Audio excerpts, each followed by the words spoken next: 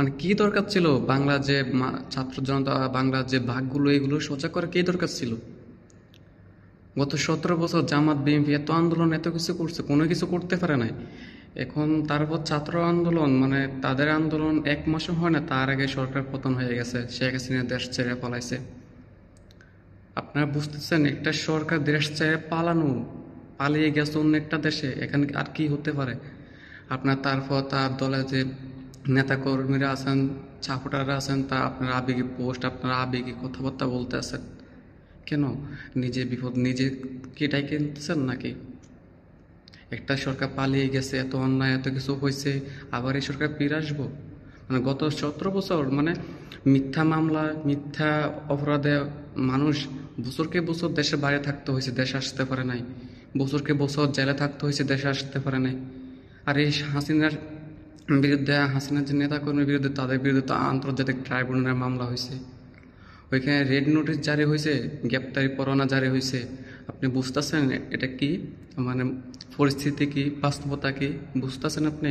নাকি আপনার আবেগী মন, আপনার আবেগী পোস্ট সব কিছু হাসিনা ফিরে আসবে ফিরে আসবে, এটা কি সম্ভব? এটা সত্যি যদি হাসিনা ফিরে আসে, এত সব কিছু মানে যত মামলা সব কিছু শেষ, সে ফিরে আসবো, দেশের মানুষকে তারা বাঁচতে দিবে?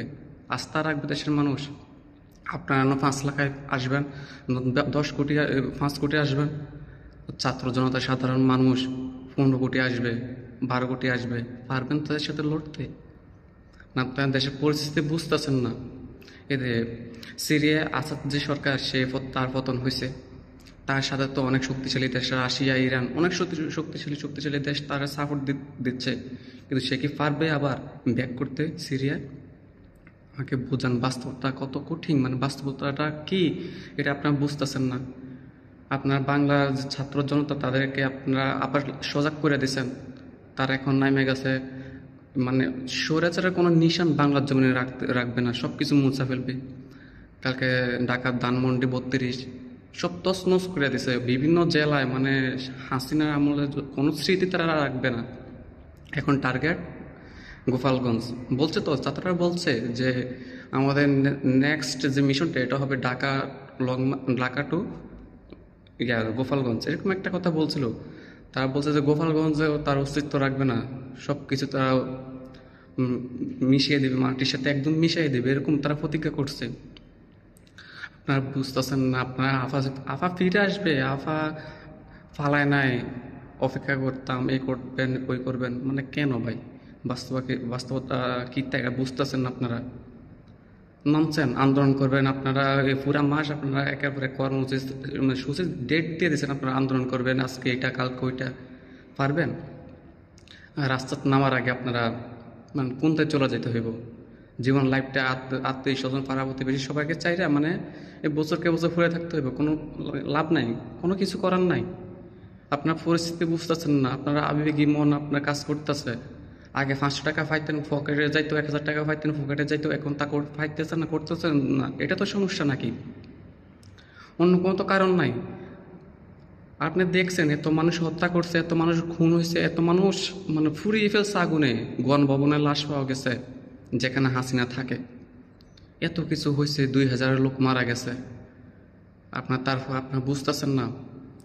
এই আন্দোলনের পর সরকার যখন পতন হয়েছে, জানেন কত মায়ের বুক পূর্ণতা হয়েছে, কত স্ত্রীর বুক পূর্ণতা হয়েছে জানেন আপনি?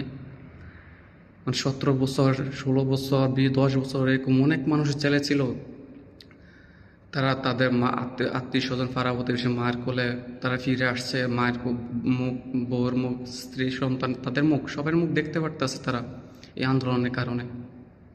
অনেক মানুষ বছরকে বছর দেশের বাইরে পড়েছিল, তারা এখন দেশে আস্তে আস্তে পরিবারের সাথে থাকতেছে, মেলামেশা করতেছে, শুধু এই আন্দোলনের কারণে। মুসলিমদের, আমাদের ইসলামদের কোনো স্বাধীনতা ছিল না, মাহফিলে বাধা দেওয়া হতো, আপনারা কি তা দেখছেন?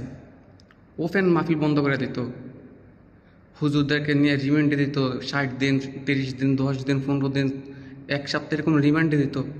কত হুজুরকে ফাঁসি দিয়ে মারা হয়েছে। দেহলা হোসেন সাইদি সাহেব, ওনার মতন একজন মাওলানা, বিশ্ববিখ্যাত মাওলানা, তিনি সারা দেশে ওয়াজ করতেন, সারা বিশ্বে ওয়াজ করতেন তিনি, কিন্তু তাকেও জেলে রাখা, তাকে নির্যাতন করে তাকে মারা হয়েছে। আপনারা তা দেখেন না, কারণ আপনাদের আবেগী মন মানে ছটফট করতেছে, আপনাদের পকেটে এখনো টাকা ঢুকে না, আপনারা এখন 1,500 টাকা পান না, আপনাদের পকেট খালি এখন।